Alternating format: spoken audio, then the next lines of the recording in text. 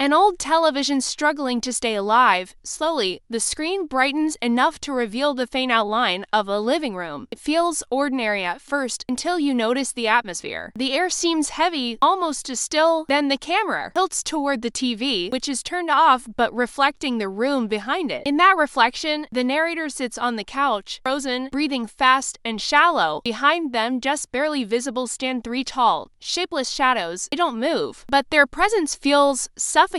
A distorted whisper cuts through the silence. Do you see them? The voice overlaps itself, echoing in layers, as if dozens of mouths are whispering the same question. The screen flickers violently, the room warps for a moment, and then everything cuts to black. The title appears with a deep, unsettling rumble. The story begins calmly. Shifting to the narrator speaking directly or through voiceover, they describe moving into the apartment building a few months earlier, excited to start fresh. The place was nothing special than walls, flickering hallway lights, and a landlord who always seemed exhausted, but it was what they could afford. Most of the neighbors kept to themselves, which the narrator appreciated. Peace, quiet, routine. That's how it was until the new guy moved in next door. He wasn't threatening or loud. If anything, he was too quiet, pale, tired-looking, always avoiding eye contact. The narrator's first real interaction with him happens in the hallway. Just a casual nod, an awkward half-smile, and then this strange whisper from him, "Do you see them too?" The narrator laughs it off, assuming it's some weird joke or an attempt at humor. But the neighbor doesn't laugh. He just watches, wide-eyed, as if waiting for the narrator to confirm something impossible. Over the next few days, every time they cross the stairwell, mailboxes, elevator, the man asks the same question. In the same shaky whisper, "Do you see them too?" The narrator starts to avoid him, brushing off the discomfort as paranoia,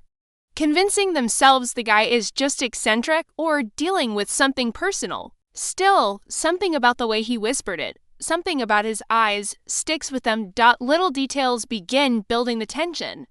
The narrator recalls how the neighbor flinched whenever someone walked behind him, or how he'd stare into empty corners as if watching invisible figures move. Maybe the narrator should have been more concerned, but they weren't, not until the night everything changed. But for now, the audience remains grounded in the narrator's normal life, normal interactions, normal routine, slowly tightening the thread of unease. The viewer feels something brewing long before the narrator does.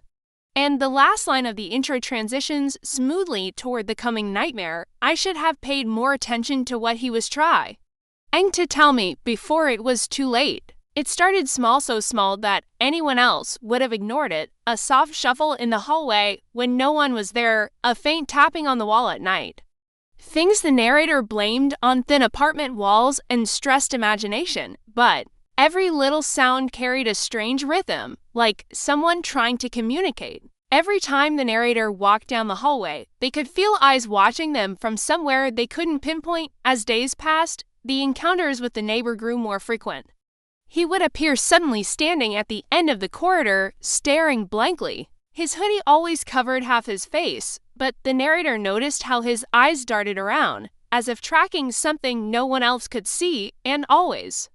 He whispered the same line, "Do you see them too?" One evening, the narrator found their front door slightly ajar even though they were certain they had locked it. Nothing was missing, but an odd, cold draft lingered in the living room. The TV flickered once, just once, though it was unplugged. That moment stuck with them. They tried to laugh it off, but their gut twisted with unease. The neighbor's words echoed in their mind. They began to sense that something unseen was lurking in the building. Something the neighbor was terrified of, something that might not be confined to his imagination. Each night, the narrator found themselves listening, really listening to the quiet. And the quiet listened back. It was past midnight when the pounding started, violent, rapid, panicked, the kind of knocking that makes your heart jump before your brain can react.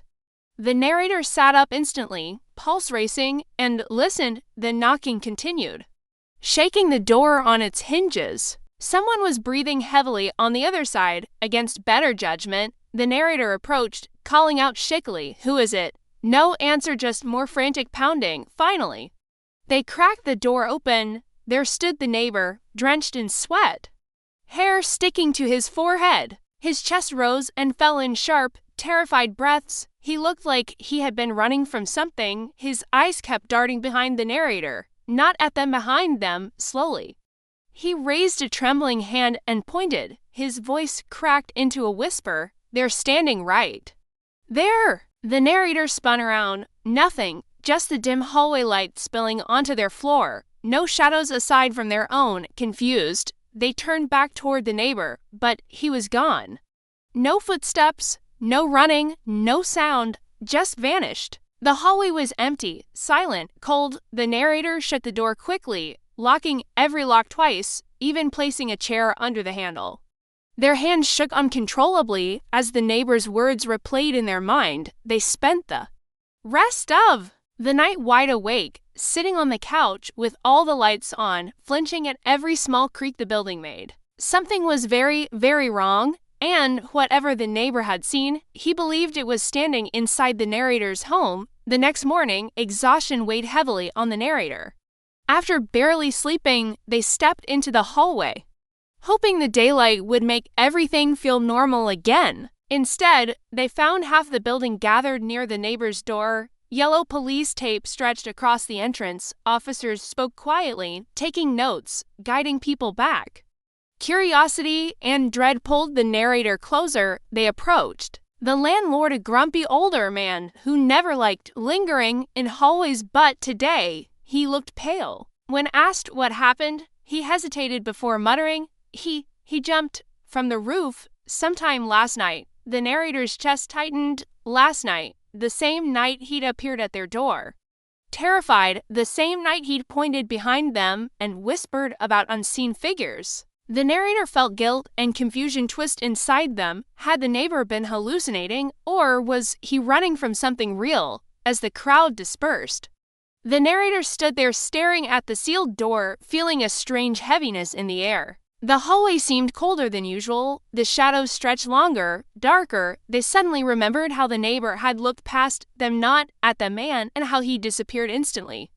Had he truly run away, or had something taken him back? In their apartment, the narrator tried to shake off the tension, but the memory of the neighbor's last look haunted them. A look full of terror and warning. The silence inside the apartment felt charged, like something unseen was waiting. The narrator told themselves they were just tired, imagining things.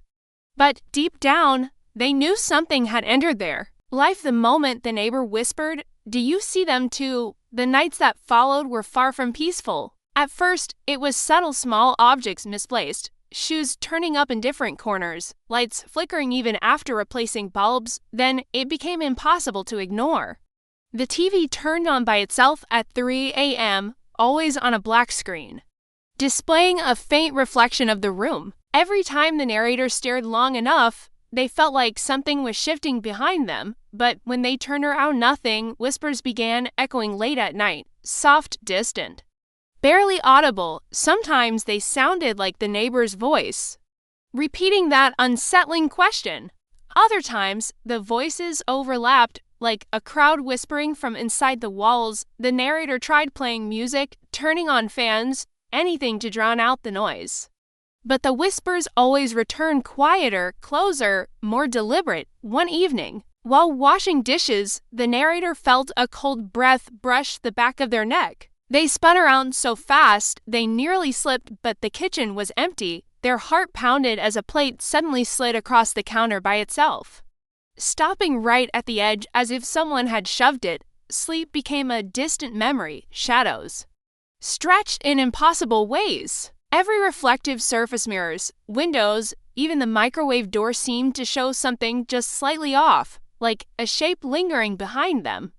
The narrator stopped looking at reflections altogether. Fear, once an occasional tremor, became a constant presence. They began to understand the neighbor's panic. Whatever he had been seeing, it wasn't gone. It was just choosing a new target, and now it seemed to be watching them. Driven by fear and desperate for answers, the narrator made a reckless choice. Late one evening, they noticed a maintenance worker leaving the door to the roof access unlocked. That meant the door to the neighbor's apartment below, still taped, might also have a flaw. The narrator waited until the hallway was empty, heart hammering. and carefully peeled back a section of the tape. The door creaked open slightly. A stale, freezing breeze rolled out like the inside of a long-abandoned cellar. They slipped inside, closing the door behind them. The darkness felt alive. Using their phone flashlight, the narrator scanned the room and instantly regretted coming in. Every wall was covered in drawings, hundreds of charcoal sketches of tall, faceless shadow figures. Some stood behind doorways, some hovered over sleeping people, some towered in corners. In nearly every drawing, the figures appeared behind the neighbor himself as he scribbled frantically. Notes were scattered everywhere, pages filled with sentences like "they watch from the dark" and "they follow disbelief." Some pages had scratches instead of words, like he was too terrified to write. One note, pinned to the wall directly facing the door, stood out. It read, "They stand behind those who don't believe. They become visible once you're marked." Below the message was a charcoal sketch of the narrator's apartment door. The narrator staggered back, panic flooding their chest. Whatever the neighbors saw wasn't random. It wasn't madness. It was targeted. And now the narrator was part of it. They bolted out of the room, slamming the door behind them, praying the tape would hide their entry. But as they ran back toward their own apartment, they felt it something following. Something unseen but undeniably there. Shaken and out of breath, the narrator rushed into their own apartment and locked the door behind them. Their hands trembled so violently that they nearly dropped the keys. The familiar space no longer felt safe. It felt invaded, tainted, watched. They turned on every light, trying to drown the room in brightness. But the air still felt unnaturally cold, heavier than before. They collapsed onto the couch, trying to steady their breathing. Their mind played the neighbor's drawings over and over, the tall shadows, the scratched-out faces, the note about disbelief. What did it mean to be marked? How? When? Seeking reassurance, the narrator reached for the TV remote and clicked the power button. Instead of turning on, the screen remained black but reflected the room clearly. The narrator leaned closer, squinting at their own shape in the reflection. That's when they saw it, a shadow taller than any normal person standing directly behind them. Its outline was blurred, but its presence was unmistakable. Then a second shadow appeared. Then a third. Their forms were pitch black, their heads tilting slowly in unnatural angles, as if examining the narrator with invisible eyes. Frozen in terror, the narrator couldn't move, couldn't breathe. A deep, layered whisper rose from behind. "Now you see them." The narrator spun around, but the room behind them was empty. Heart racing, they faced the TV again only to see the shadows closer now, towering over them. The lights flickered. The whispers grew louder. And for the first time, the narrator finally understood why the neighbor jumped. The room plunged into a suffocating silence, so silent the narrator could hear their own pulse hammering in their ears. The shadows in the TV's reflection towered unnaturally, their shapes bending and stretching like living darkness. The narrator stumbled backward, tripping over the edge of the coffee table, crashing to the floor. The impact jolted them, but the terror only sharpened. The shadows in the reflection moved even though the room behind them was still. The TV flickered violently, the reflection glitching like a corrupted video file. With each flicker, the shadow figures appeared closer, their outlines sharper, more defined. Something like long fingers extended from one of them, pressing against the inside of the screen as if it were made of thin fabric. The narrator stared, breath caught in their throat as the screen bulged outward. The barrier was thinning. Whatever these things were, they weren't trapped. They were crossing. A low, rumbling whisper filled the room, vibrating through the floorboards and into the narrator's bones. He ran. "You cannot!" The lights overhead began to burst one by one, pop, sending sparks raining down. Darkness swallowed the apartment piece by piece until only the glow of the TV remained. The narrators scrambled to their feet, backing toward the door, but their legs felt heavy, as if something invisible clutched at their ankles. Suddenly, the TV went dead. Total black. No reflection, no light. Then, from behind the softest exhale, cold clothes right at the back of the narrator's neck, they froze. Couldn't turn. Couldn't scream. A voice hovered beside their ear, layered with several tones, all whispering in perfect unison. "Now you see them. Now they see you. The narrator lunged for the front door, but the darkness surged forward like a tidal wave. 3 towering figures materialized out of the shadows, cutting off the escape, their limbs bending at impossible angles as they closed in.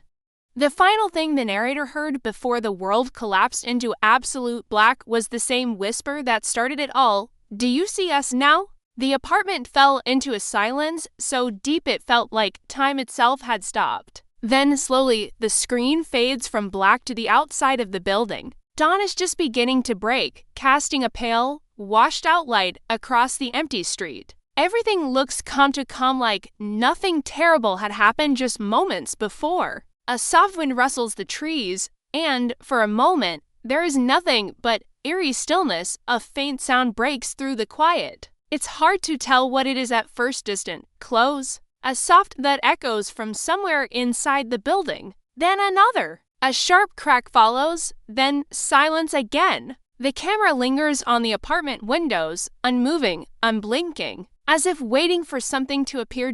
After a long, tense moment, the TV inside the narrator's darkened apartment flickers to life by itself, its glow barely visible from the street. No one is standing near it. No remote, no movement. Just static cloud, sharp static buzzing through the empty room. In the middle of the static, a whisper bleeds through, distorted and broken. "Do you see them?"